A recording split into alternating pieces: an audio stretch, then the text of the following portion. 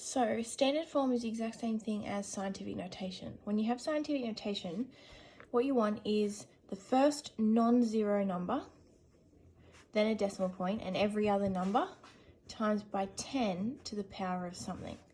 So the idea with scientific notation is we make a really big number smaller, or we make a really small number. It's just making them easier to write out rather than having to write out the whole number. For instance, let's say I had the number 632,000. If I want to write that in standard form or scientific notation, I follow this idea here. I have the first non-zero number is 6, put my decimal point, then every other number.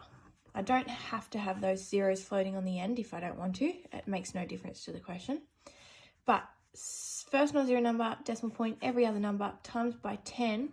Now the power is just how many jumps we did to get from where the decimal point was, which was on the end of this number, to where it is now. So I did 1, 2, 3, 4, 5 jumps, so it's 10 to the power of 5. So let's look at another one. Let's say I had this number and I need to put that into standard form or scientific notation.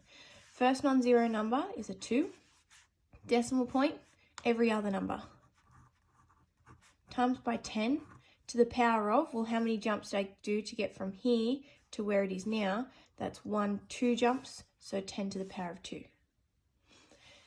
The only other type is a really small number. Something like this. If I want to put that into scientific notation, I do the same thing. The first non-zero number is a 4, so 4.38 times by 10.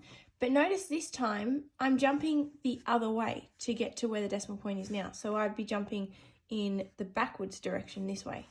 So I'd jump 1, 2, 3, 4, but because we're going backwards, we put -4. So the way I just remember it is if it's 0 point a number, so a small number, you're always going to have that negative power.